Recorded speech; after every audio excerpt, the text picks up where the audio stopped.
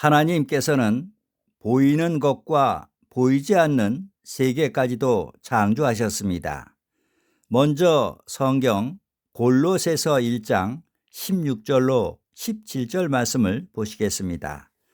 만물이 그에게 창조되되 하늘과 땅에서 보이는 것들과 보이지 않는 것들과 만물이 다 그로 말미암고 그를 위하여 창조되었고 또한 그가 만물보다 먼저 계시고 만물이 그 안에 함께 섰느니라라고 기록되어 있습니다. 그러나 육신적인 것, 즉 보이는 것과 영적인 것, 곧 보이지 않는 것을 분별하지 못하시는 분들은 세상 모든 것들을 눈으로 확인하고야 믿으려 하고 그 길만이 가장 안전한 방법이라고 생각들을 합니다. 그러나 하나님께서는 이와는 정반대되는 말씀을 주고 계십니다. 고린도 후서 5장 7절에 이는 우리가 믿음으로 행하고 보는 것으로 하지 아니함이로다라고 기록되어 있습니다. 이는 세상 육신적인 것은 눈으로 보고 분별하고 판단하겠지만 영적인 믿음의 영역은 그렇지가 않다는 것입니다. 이 점이 매우 중요한 것은 육신적인 것과 영적인 것을 깨닫지 못할 경우 절대 하나님이 계시다는 것을 알 수도 믿을 수도 없기 때문입니다. 육신적인 것은 눈에 보이고 영적인 것은 보이지가 않듯이 영이신 하나님을 믿으려 할 때는 하나님의 말씀인 성경을 통해서 믿는 것이지 세상 사물을 대하듯이 눈으로 보고 믿는 것이 아니라는 말씀입니다. 요한복음 1장 1절에 태초에 말씀이 계시니라.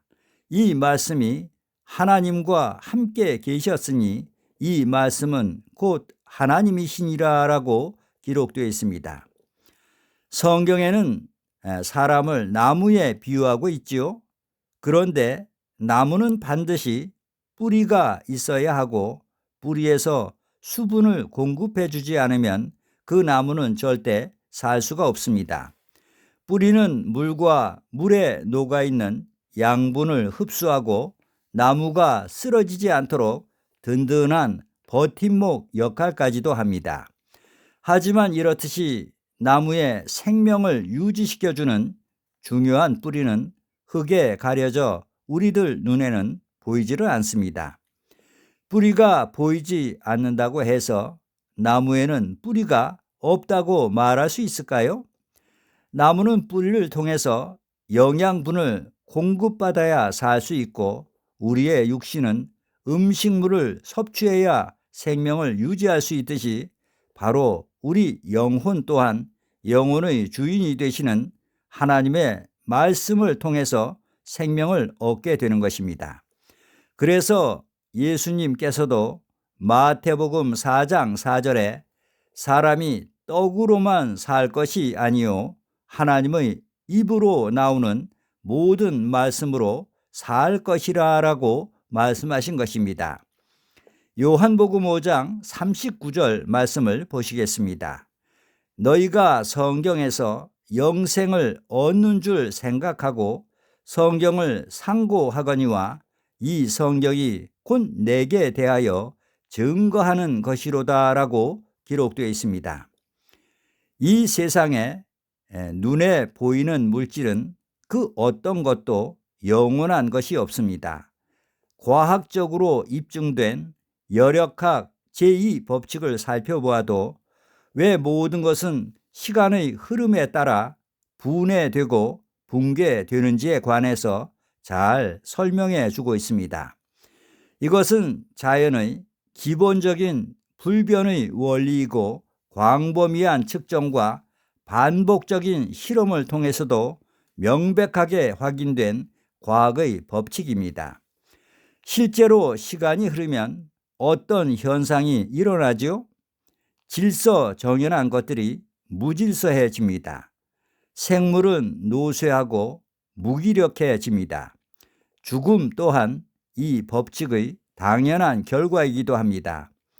제2 법칙의 현상이 나타나지 않는 것은 우주 어디에도 없고 궁극적으로 자연의 모든 것들은 이 불변의 법칙을 따라가게 됩니다. 꽃도 시들고 여름철 잎이 무성하던 나뭇잎도 가을이 지나 겨울이 오면 모든 잎이 떨어지듯이 사람 역시도 시간이 지나면 육신은 늙고 병들어 결국은 죽을 수밖에 없는 것이 인생이고 자연의 법칙입니다.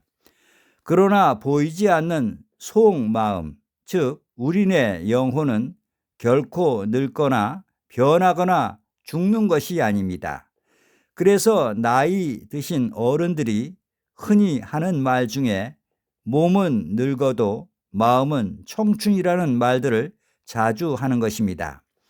고린도후서 4장 6절에 그러므로 우리가 낙심하지 아니하노니 겉 사람은 후패하나 우리의 속은 날로 새롭도다라고 기록되어 있는 것입니다. 이 세상은 3영역으로 이루어져 있다고 할 수 있습니다. 첫째는 영계로 비가시적인 초과학적 영역, 둘째는 현상계로 가시적 영역인 과학적 영역, 그리고 셋째는 미신과 무지한 관습인 비과학적 영역으로 나눌 수 있습니다.